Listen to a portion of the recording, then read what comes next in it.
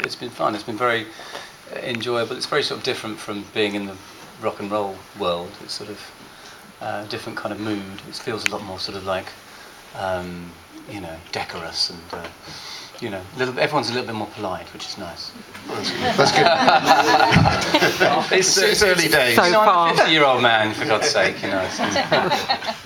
So, at the start of your book, you say it was an account for your son initially. This was the idea, this was the impetus behind it, even before you had a deal and you just started thinking about writing it. When did you reach the point where you thought this is something that you wanted to publish? Well, I wrote a version of the book quite early on, and it was sort of about half the length it ended up, and I sort of lived with it for a while, and I thought, no, I don't want to do this. I read it through and I thought, it's nice, but I didn't feel ready to sort of give it to the world. I felt that was too, it was giving too much of myself away almost. And it wasn't, I don't really know what made me change my mind. I sort of let a couple of people read it and they liked it and they encouraged me to sort of actually go through with the process. And I sort of got confidence about it. And I think it's very, when you're writing a memoir, if you were,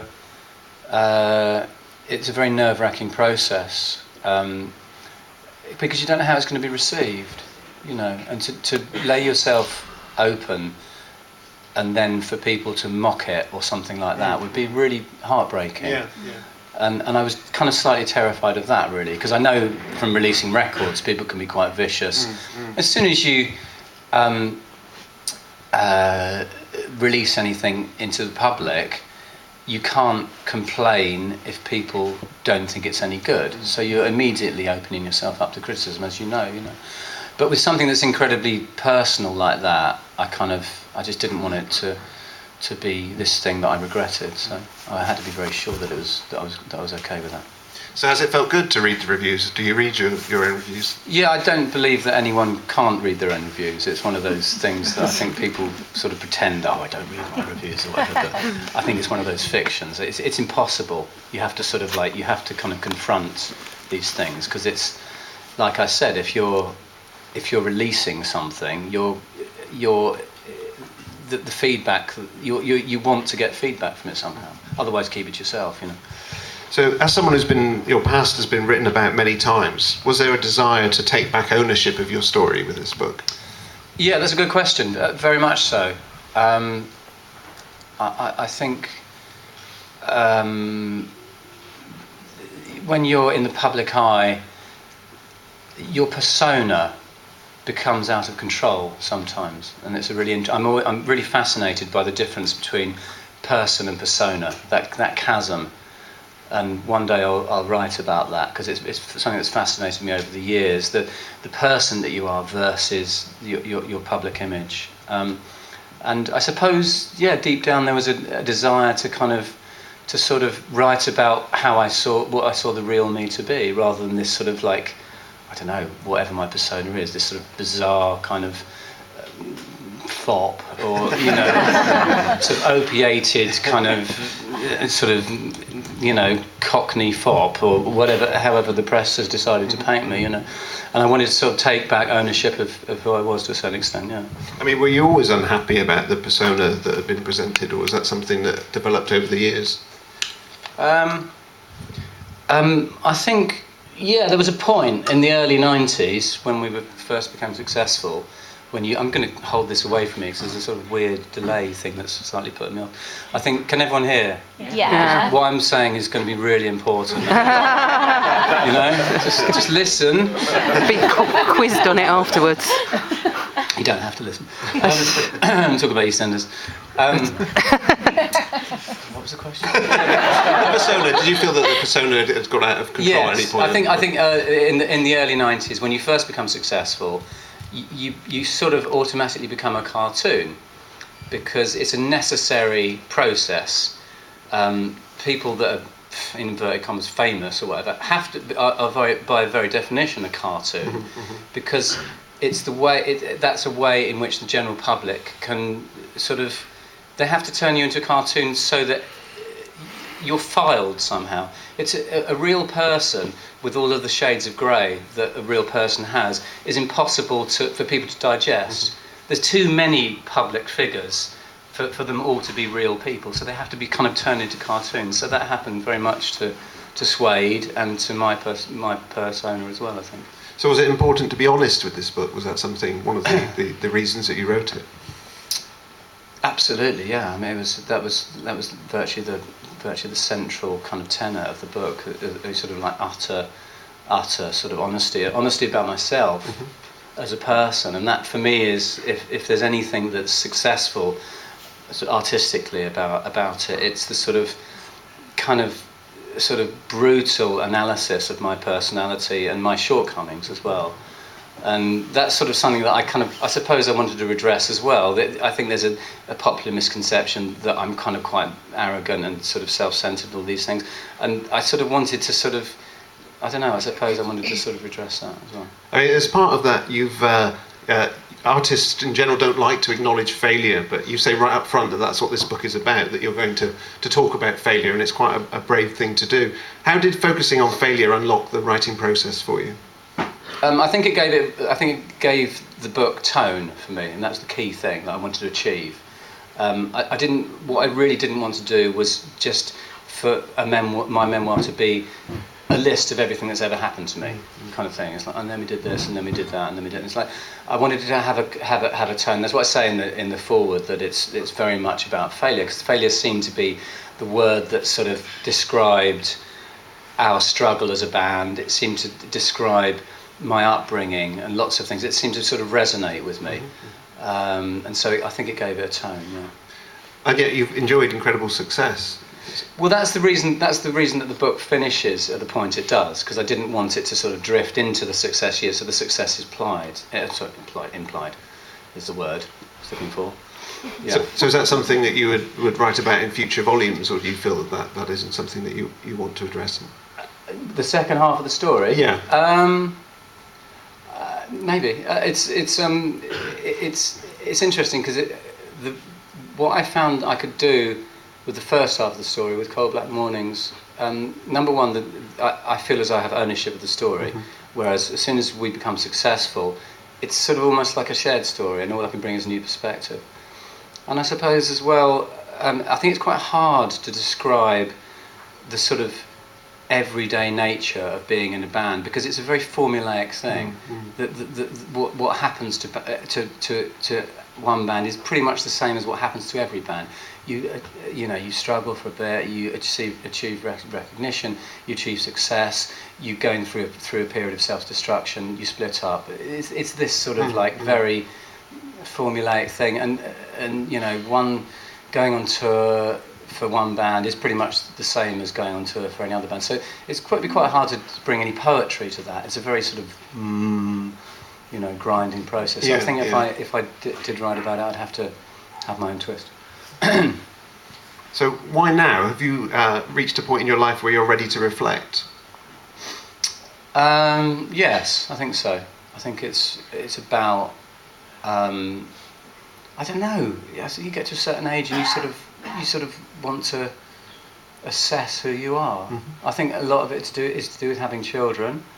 The whole thing, the kind of emotions that unlocks, the sense of perspective you have about yourself as a person, where you see yourself as a parent, but also you see the child as well. And that was one of the very strong themes of the book, about seeing myself as both the parent and the child, and being a kind of like a point on that kind of spectrum.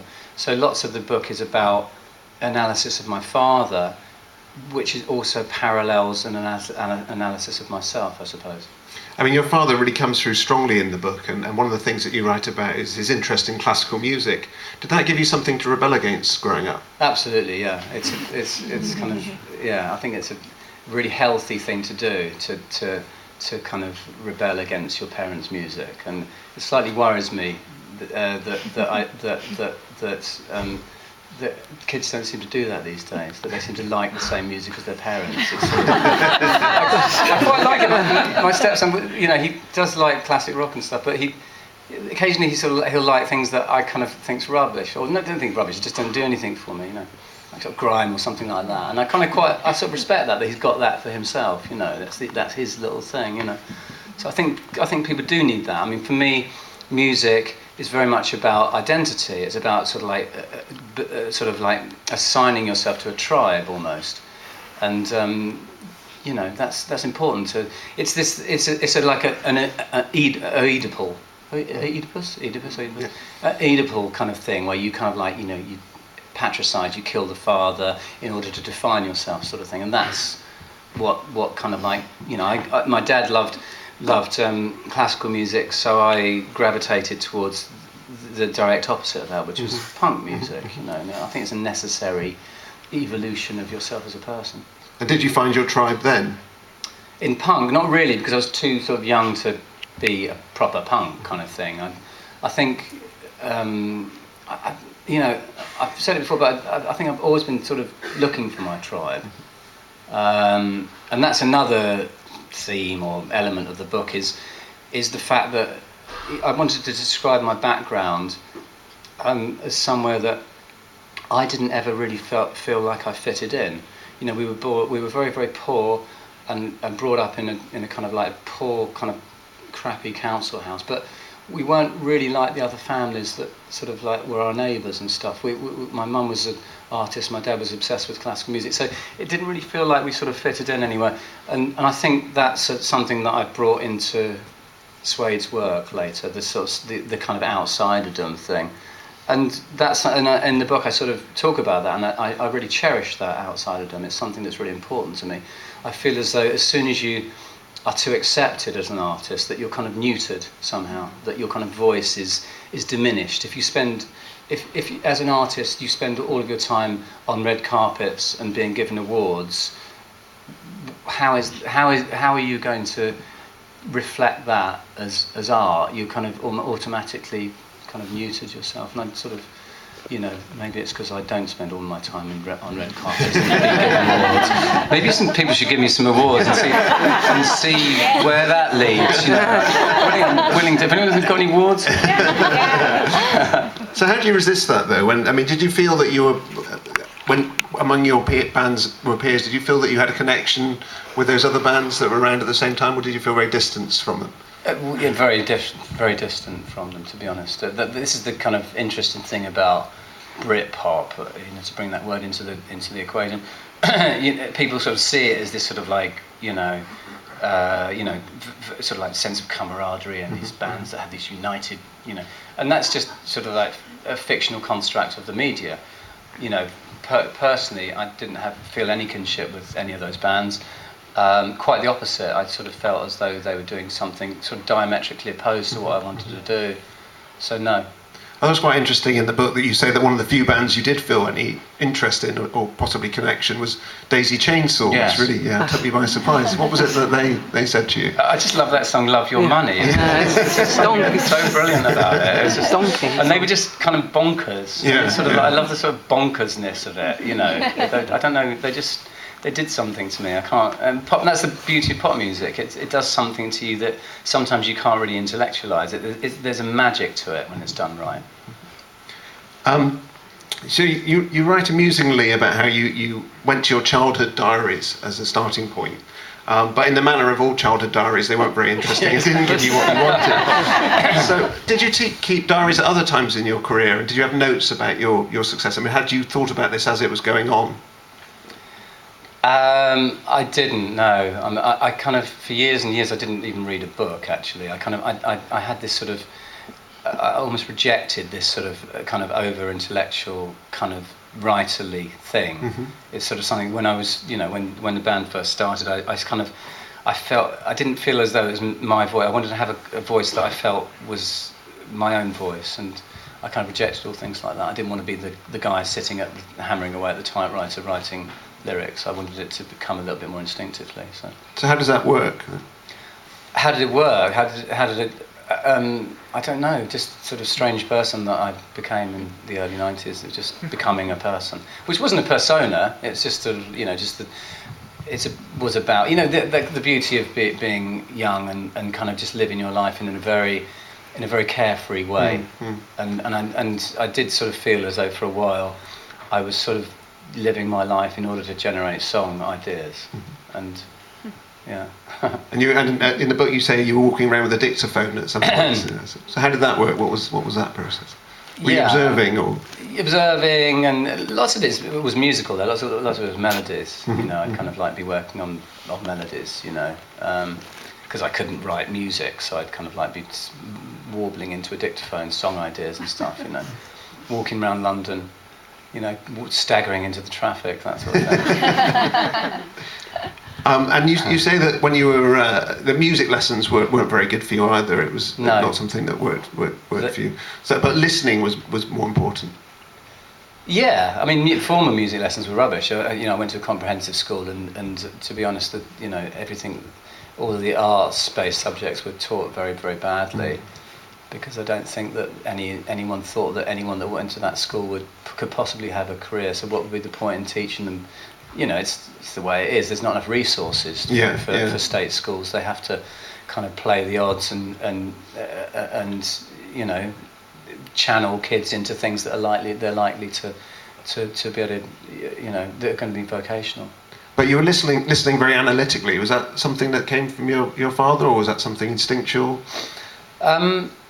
To listening to music, yeah, and sort of getting a sense of the different parts of music and taking it apart and thinking what made those songs successful. Oh right, yeah, I don't really know what that came from. I suppose it just being sort of immersed in music all my life. You know, my house, the house that I grew up in, there was just classical music playing from dawn to dusk, very loud. You know, my dad would sort of sit there, and you couldn't kind of even go in the room. You couldn't even talk. You'd have to kind of go and sit in the kitchen to talk.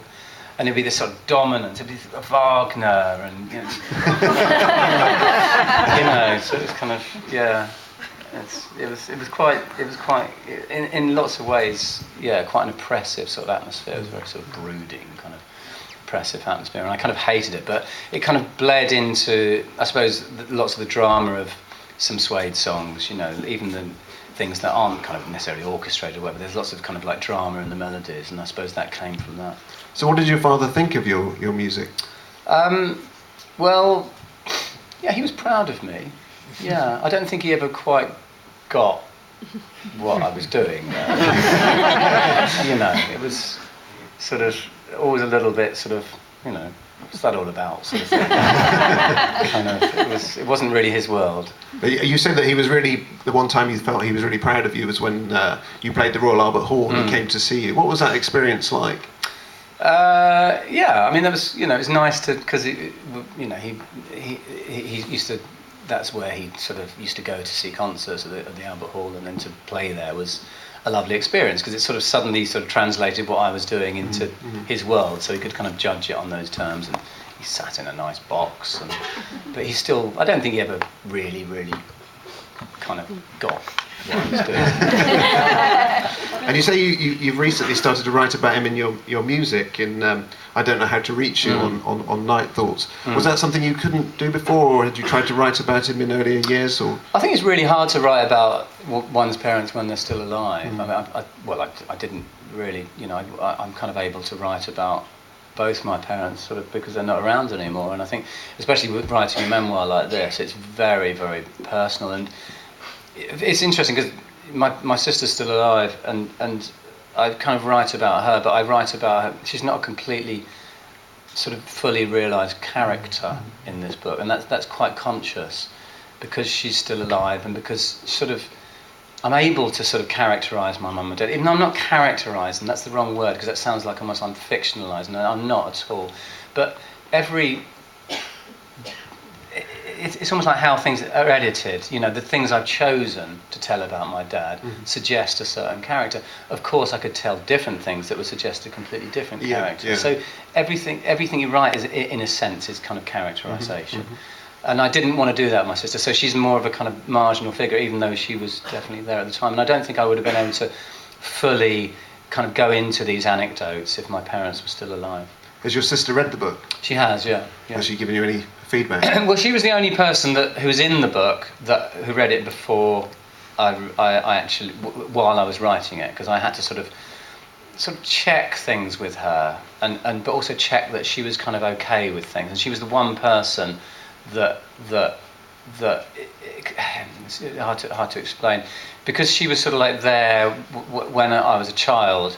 When you're a child, you're forming memories. You're never quite sure whether the memories are actually, whether they're kind of real memories or not, or whether you sort of like they become this sort of thing that you just tell yourself, and this sort of like fake memory, And so I needed to check these things with her. But she was the only person that read the book before it was finished. And did your memories tally? Were they? Kind of, but yes and no. There's lots of things that she said, no, I don't remember it like that. Her vision of my father is very different to my vision of my father. But she sort of accepted it as just a difference of opinion. There's a difference of perspective. There's a famous quote by Nietzsche. It's something like, "There's no such thing as truth, just perspective," and that's something that I thought about a lot while writing this book. That there's no absolute truth to anything, really. It's a fascinating thought. You look at kind of the history and all these sorts of things. What is the truth? It's all about perspective. So you ended up studying town and country planning. I know, it's really... I recommend it to anyone who wants to study town and country planning. It seems like such a bizarre choice, especially because no disrespect to any scientists. Exactly. If there's any town and country planners, you've got to be careful now. I'm going to have to sleep at the back. Yeah, you're going to get hate mail from the town and country planning office. But what led you to maths? If you're thinking of applying for any planning permission for your